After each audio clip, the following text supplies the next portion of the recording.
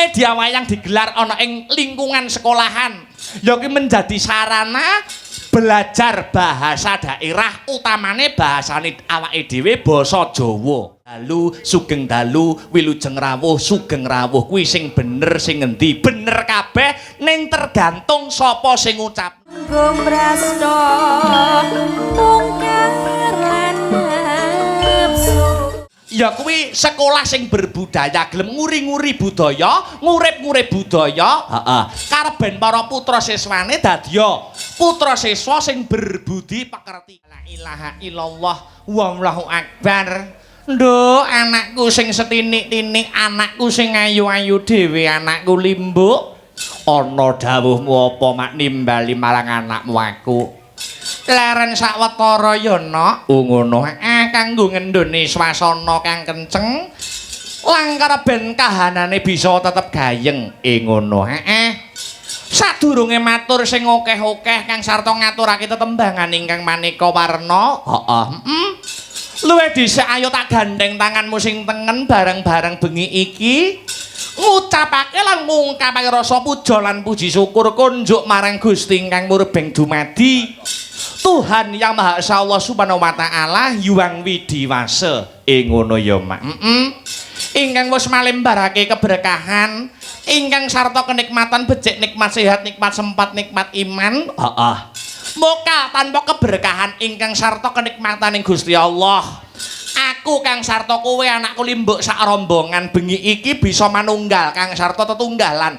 ana ing adicara bengi iki no ngono ya mak lah banjur bengi iki mengeti adicara apa kok wiwit sore sing kepareng rawuh wis akeh sing kepareng rawuh wis mbludak iki janjane bengi iki nggelar wayang nggelar kelir gantung gong mengeti adicara apa iki ngene ya nok bengi iki adicarane ya kuwi tidak lain dan tidak bukan ya acara disnatalis ngono disnatalis SMP Negeri 1 Prambon yang sudah mencapai umur ke-47 tahun ngono ya mak sudah mencapai ke-47 tahun iya umur 47 tahun upama manungsa kuwi wis puncak-puncake no ngono ya mak kuwi upama umur manungsa ngono ya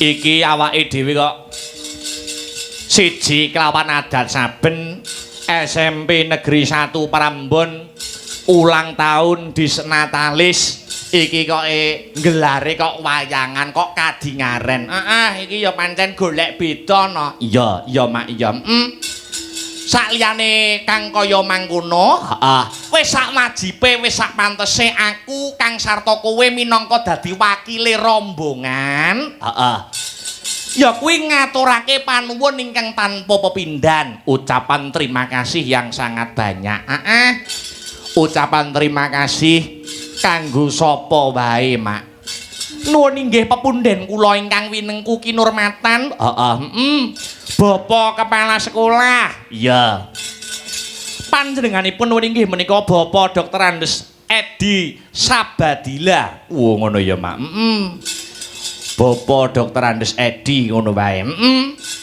ingkang fa insyaallah mau yen manut pangandikane mau sore nalika ambabar pangandikan 2 bulan lagi pensiun no ngono ya mak mula bengi iki digelarke wayang gelar kelir gantung gong ngono iya apa meneh iki mau awake dhewe ketemu kelawan ibu ketua panitia ibu ketua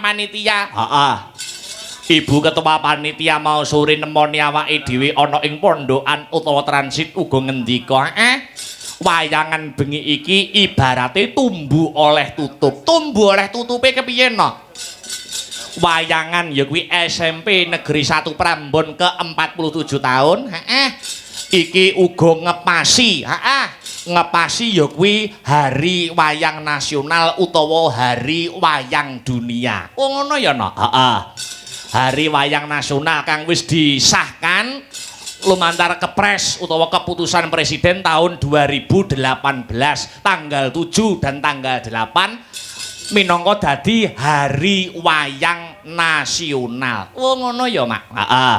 Dadi iki ngepasi disnatalis ulang tahun SMP 1 Prambon kang sarta Hari Wayang Nasional. Oh iya ya, heeh.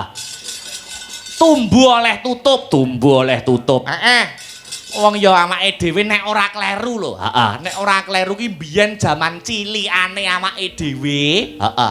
Mbuh aku lali SMP, mbuh SMA wis lali. Heeh.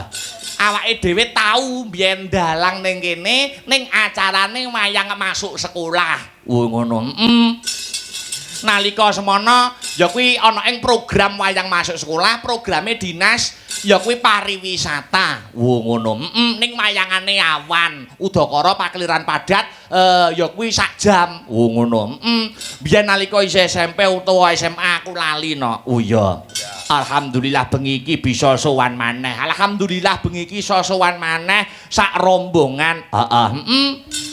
Pancen pranyata pagelaran wayang kok digelar ana ing sekolahan kuwi wis cocok, kuwi wis matuk, kuwi wis gathuk ana. Ngono. Media wayang kulit kok digelar ana ing sekolahan, ana ing lingkungan pendidikan. Heeh. Kuwi mempunyai 3 tujuan. Yen tak rangkum mempunyai 3 tujuan. Ngono ya, Mak.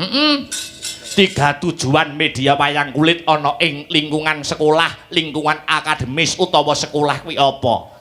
Tujuan pertama yaitu menjadi media pembelajaran budi pekerti no. Media pembelajaran budi pekerti. Heeh.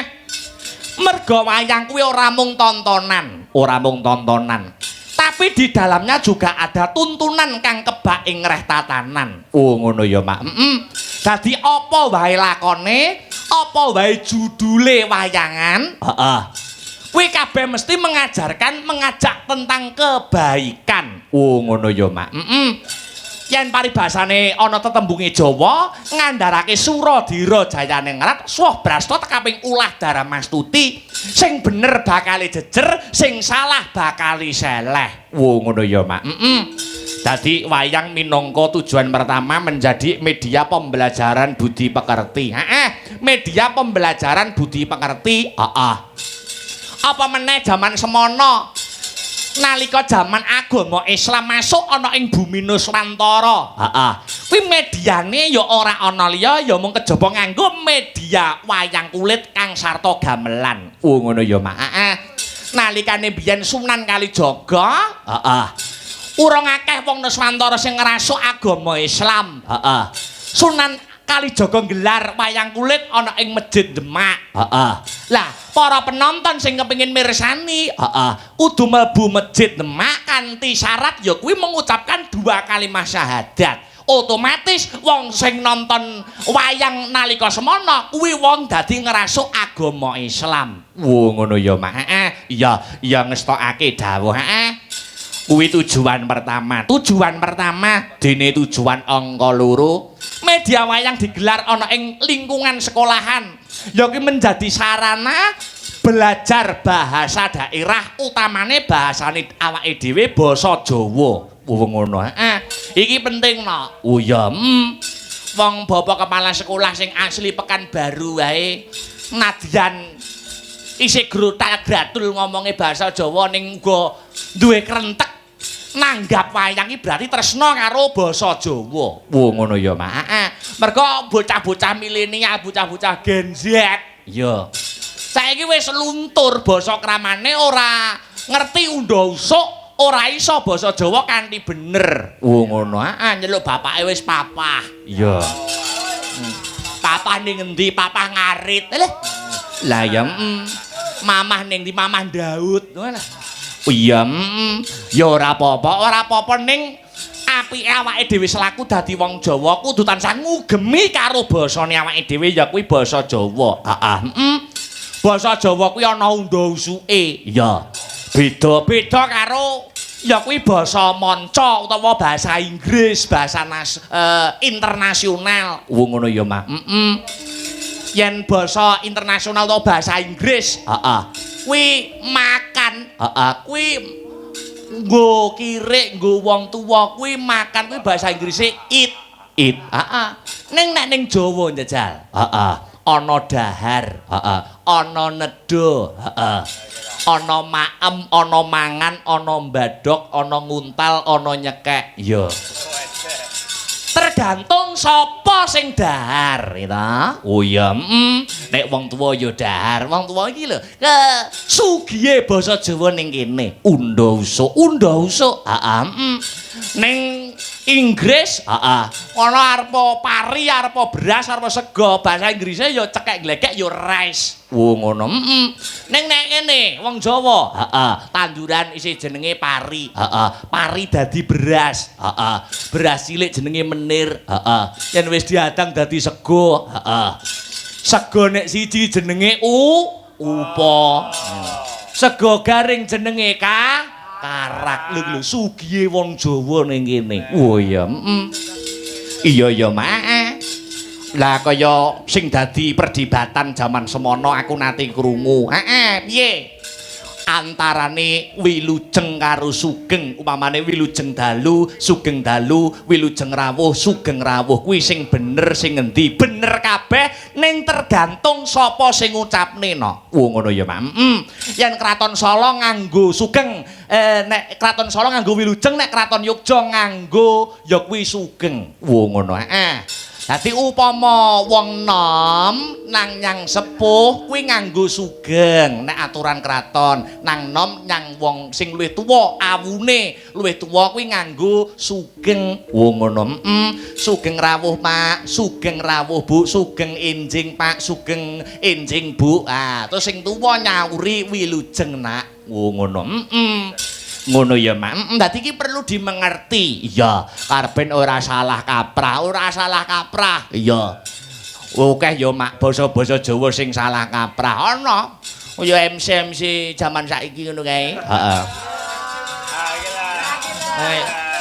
Ngaturaken kasugengan dumateng ingkang sami rawuh, ingkang sepindah. Lah dalah. Arep pindah ning ndi lho? Oh iya, sepisan ya sepisan ae ora usah dibasake. Ngono ya, Mak. Kaya selawe iki ya selawe ora selangkung. Ya, mergo kuwi biyen sejare dhuwit selawe kuwi ditaleni nganggo tali lawe. Ya, selawe ora selangkung. Iya, Mak, ya ngestokake dawuh. Terus nek meneh Dumas. Ya Dumas ning manten-manten kuwi no. Ya. Dumas ki yen aturan kraton, Dumas kuwi ya kuwi sing nganter utawa sing nderekke pinanganten cacah ana 800. Dadi Dumas kuwi sebutane jumplah. 800. Jumlahe 800 kuwi jenenge Dumas.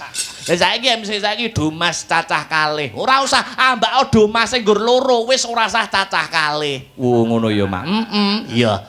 Iki perlu dimengerti karben ngerti kabeh. Heeh. Akeh sing kaprah ngono no. Iya, ya ngestokke dawuh. Kuwi tujuan kedua pagelaran wayang ana ing sekolahan kanggo media pembelajaran ya kuwi bahasa daerah utamane bahasa Jawa. Tujuan nomor 3 ya kuwi nguri-nguri budayane awake dhewe utamane wayang kulit. Oh ya, apa meneh wayang kulit nalika tahun 2003 wis diakui ya kuwi UNESCO. Oh ngono, menjadi karya agung budaya dunia. Iki kudu tetep diuri-uri, kudu tetep diurip-urip. Oh ngono ya, Mak. Iki mergo budaya kuwi wujud jati dirine bangsa. Wujud jati dirine bangsa. Iya ya, Mak, ya ngestokake dawuh. Sing baku ndedonga. Iya, ora iso matur akeh-akeh sing baku nderek ndedonga. Iya. Muga-muga sak rampunge seluruh rangkaian acara Disnatalis. Iya.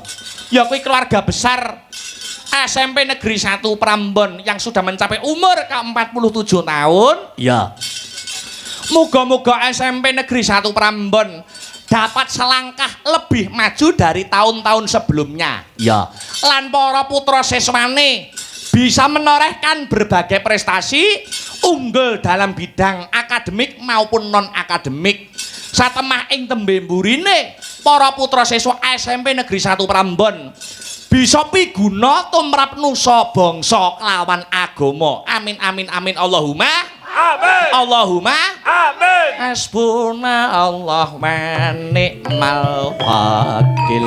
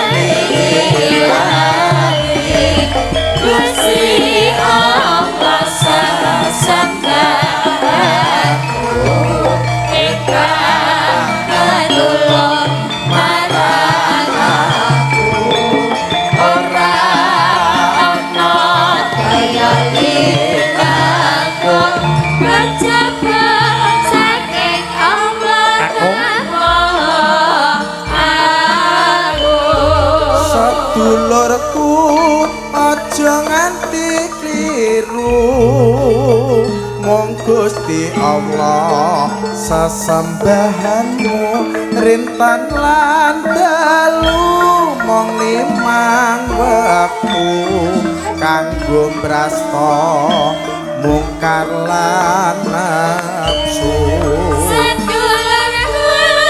aja nganti tiru mong Gusti Allah sesembahanmu rintan lan dalu mong limang wektu kanggo brasta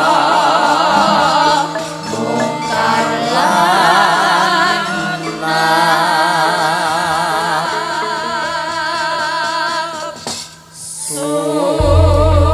Pagelaran malam hari ini juga disiarkan langsung do. Oh ngono disiarkan langsung ya kuwi lumantar channel YouTube Asta Brata Media. Ngono ya Mak. Dadi iki sing kepareng mirsani lan sing kepareng ndongaake. Heeh. Anggone keluarga besar SMP Negeri 1 Prambon. Ngawontenaken wujudipun disnatalis ora mung sing ana TKP utawa kang ana lokasi. Oh ngono ning para sutresna budaya wabil khusus pecinta wayang kulit sing setia memantau kang sarta memonitor channel YouTube awake dhewe ya kuwi Asta Brata Media. Heeh. Uga melu mirsani pagelaran wayang ana ing bengi iki. Ngono kang uga ya kuwi melu ndongake keluarga besar SMP Negeri 1 Prambon kang duwe gawe. Ya kuwi kang ngenekake wujude disnatalis. Oh ngono ya Mak. Disnatalis ulang tahun Pranyata kene sekolah sing berbudaya kok, Nok. Iya ya, Mak, iya ngestokke dawuh. Kaya sing didhawuhke, heeh. Mau sore nalika ambabar pangandikan, iya. Arang saiki sekolah apa meneh SMP, sekolah menengah pertama. Heeh. Kuwi sekolahe kok gelem ngenekake adicara wayangan. Oh ngono, arang.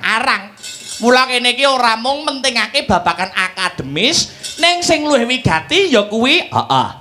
Ya kuwi sekolah sing berbudaya, gelem nguri-nguri budaya, ngurip-ngurip budaya, heeh. Karben para putra siswane dadi putra siswa sing berbudi pekerti kang luhur. Oh ngono ya, Mak. Trenyuh sekolah kene kok gelem ngenekke wayangan. Heeh. Trenyuh meneh nek wong-wong utawa siswa-siswa adik-adikku, heeh. Ana ing SMP Negeri 1 Prambon kene, heeh. Kuwi kok gelem belajar ing reh gamelan utawa wayang. Wis tenan. Upama gelem sinau lho, Nok. Heeh. Upama murid-murid SMP Negeri 1 Prambon kene kok gelem sinau wayang karo sinau karawitan utawa gamelan. Heeh. Ora ujar ora kaul. Heeh. Bar wayangan ki wayangku sak gamelanku tak tinggal ning kene. Oh iya, Neng yo Bapak Edi, Pak Kepala Sekolah ninggali 850 juta. Oh iya. Malah dodolan. Langgo nempur no. Iya, iya ngestokke dawuh. Ya. Sowan komplit. Heeh. Kanca-kanca kang kagabung ya kuwi paguyuban Sanggar Seni Astabrata. Oh iya, ternyatane ya mayoritas kanca-kanca sing dumadi saka Kanoman utawa enom-enom, muda-muda. Oh iya, Astabrata. Dadi wis tumbuh oleh tutup ing antarane sekolah karo kanca-kanca Sanggar Seni Astabrata. Iya, apa meneh seragame dalang sak pengrawite, sak yogane kuwi ijo. Iya. Ijo, Ijo ki saka tembung iki lho jodohku. Oh iya, Ing antaraning Astabrata kang sarta keluarga besar SMP Negeri 1 Prambon wis jodoh wis manunggal dadi siji. Oh iya, Ning sindene iki warnane apa ki? Hitungane kelebu ijo apa biru ngene iki? Biru, heeh. Biru kuwi bisa rukun no. Oh iya, Bisa rukun ning antaraning guru murid kang sarta awake dhewe keluarga besar Sanggar Seni Astabrata. Iya, Kok Astabrata iki antaraning ijo, antaraning biru kok enek sing nyeje utawa beda kok nganggo klambi ireng. Iya. Kuwi wis tidak melambangkan kekompakan no. Oh iya, wis tidak melambangkan persatuan dan kesatuan. Iya, Iya, Iya, kudu di-strap ya. Mene sekolah kok ya kudu di-strap. Iya, Mak, iya ngestokke dawuh. Ya, luar biasa. Iki lakone wis dipaket karo keluarga besar SMP Negeri 1 Prambon nyuwun Gatotkaca Senopati serial Wahyu, ya kuwi Wahyu Topeng Waja. Oh iya, Mak, ya. Iya ngestokake dawuh. Diniati nguri-nguri budaya kang sarta golek ilmu, heeh. Agar terwujud suatu pedoman. Oh ngono. Ya kuwi dengan agama hidup akan terarah, dengan ilmu hidup akan mudah, dan dengan seni dan budaya hidup akan terasa lebih indah. Oh iya, Mak, ya ngestokke dawuh. Ya saiki diwalik larase slendro. Oh iya, Kanggo salam pambukana. Ya, agama, ilmu kang sarta budaya. Ya, kudu seiring sejalan. Agama karo budaya aja didadekke siji ning kudu mlaku bareng. Ya, ibarate kaya sandal kae. Ya, sandal kae wujute ora padha ngantaraning tengen kelawan kiwa, ning nek mlaku seiring sejalan kuwi penak dadine. Oh ngono. Ing antaraning agama kelawan budaya. Heeh, ngaturke tetembangan sing bernuansa karo agama ya kuwi karya besar Suwargi Ki Haji Anom Surata, tembange Pepiling no. Oh, Pepiling. Ya, dibawani luwih dhisik. Oh ya, dibawani luwih dhisik, dandang kula mengko ditibake Pepiling, dilanggamke dhisik. Oh ya, maka kadang wiraswara ingkang sampun samapta ing gati sawega ing diri. Ya, dipun bawani langkung rumiyin, Mas. Bawanipun dandang kula Pepiling. Ya, coba kaya ngapa? Wasita dip saking prawinases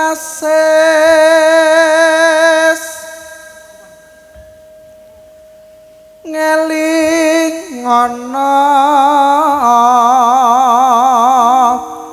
wong urip ana donya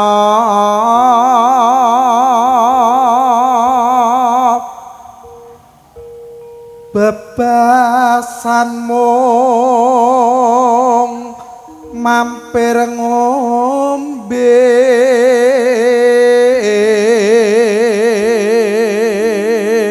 Alhamdulillah manut pangandikane Bapak Kepala Sekolah Pak Edi, iki bengi iki pinaringan terang benderang no. Ya ora udan babar pisan.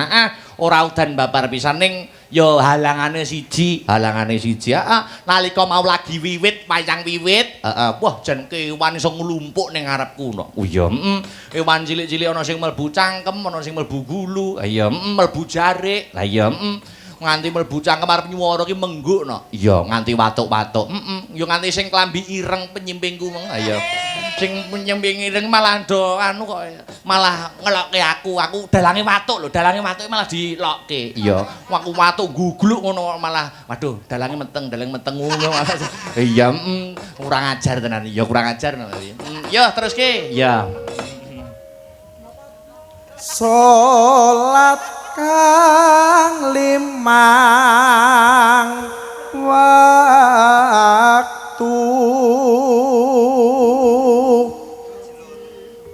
kudu tansah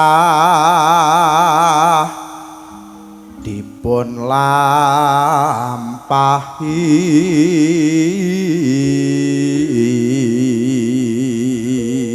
kudu tansah dilampahi.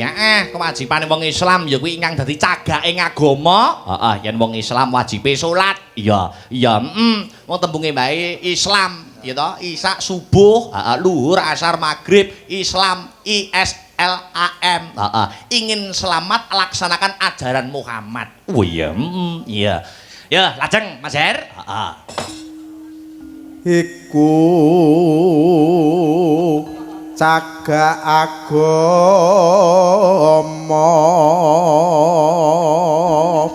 agama pakartikang luhur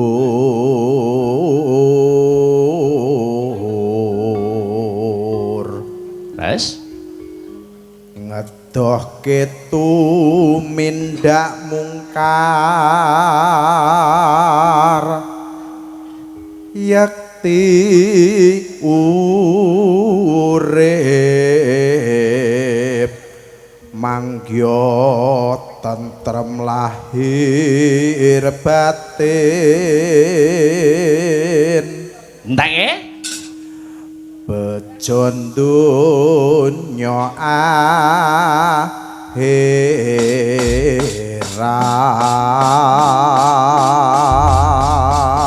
Iya, sing ngaturke iki langgamne sik aku njaluk Mbak Yovika. Oh iya.